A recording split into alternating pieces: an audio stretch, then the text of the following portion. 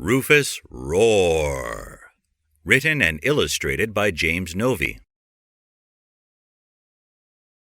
Rufus was a monster, a very, very big monster. He was bigger than a house and way bigger than you or me. Rufus was one of the nicest monsters around, but to everyone else, he looked mean and ferocious. His face was always stuck in a frown. He tried and tried and tried, but he just couldn't turn his frown into a smile.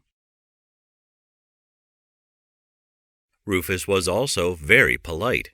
He would always say things like hello or thank you very much, but to everyone else, it always sounded like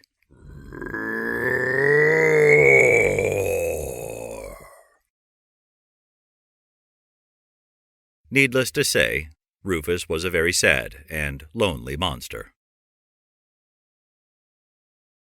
One day, Rufus was terribly hungry. He looked all around and saw a big ice cream cone. "Yummy," said Rufus, but of course it sounded like Rooaar. Rufus ran toward the ice cream cone as fast as he could, but every time Rufus ran, his arms, feet, and tail would crash into anything close by. "Sorry," said Rufus, but of course it sounded like Rooaar. Rooaar. Rooaar. Just as Rufus was about to eat his ice cream, he noticed that it had become really noisy. People were screaming, cars were honking, and sirens were sounding. Rufus saw a group of people nearby and asked, "Excuse me, what's going on?" But of course, when he said this, it sounded like Rooaar. So the people just screamed and ran away. Suddenly, a group of policemen surrounded Rufus. "Freeze!" they shouted. "Drop the ice cream cone and put your hand and claw in the air." Rufus was really scared. He dropped the ice cream cone and raised his arms. "I'm sorry," he said. I didn't mean to do anything wrong." But of course, to the policeman, it sounded like Roar.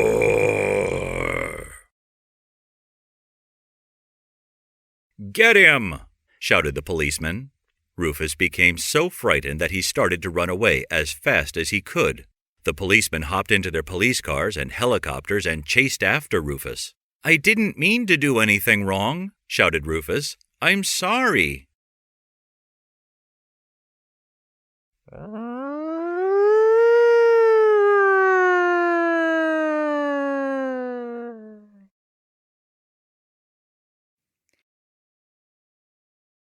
Rufus found a quiet spot to hide in the park. He sat down and wondered why no one wanted to be near him and why the police were so mad at him. He felt really sad and lonely, and he was still terribly hungry. All of a sudden, Rufus heard a tiny voice from below. "Hello." Standing next to Rufus was a little girl. "Sounds like you're hungry," she said. "I can hear your tummy rumbling." It was so calm and quiet that Rufus could hear his tummy rumbling too. The little girl held her hand out to Rufus. "Here, you can have some of my ice cream cone if you'd like." Rufus looked at the little girl and paused for a moment. "It's okay," she said. "I won't bite." Rufus gently took the ice cream from the little girl. He took the tiniest bite he could with his big, big teeth. The ice cream tasted so good. "Do you feel better now?" asked the little girl. Rufus nodded and was just about to say thank you when all of a sudden the policeman appeared in a big commotion. "Be careful!" shouted the policeman to the little girl. "You're standing next to a mean and ferocious monster." "He's not mean and ferocious," said the little girl to the policeman. "He's just really hungry. Can't you hear his tummy rumbling?"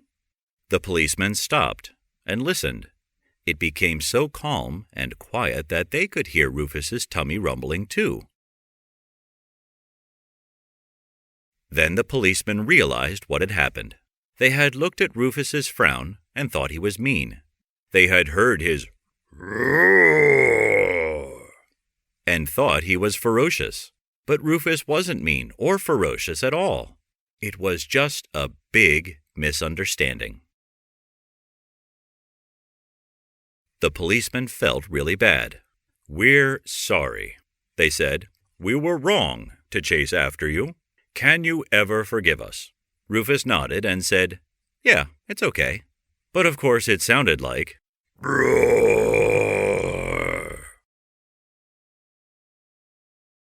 The little girl and the policeman all laughed and laughed.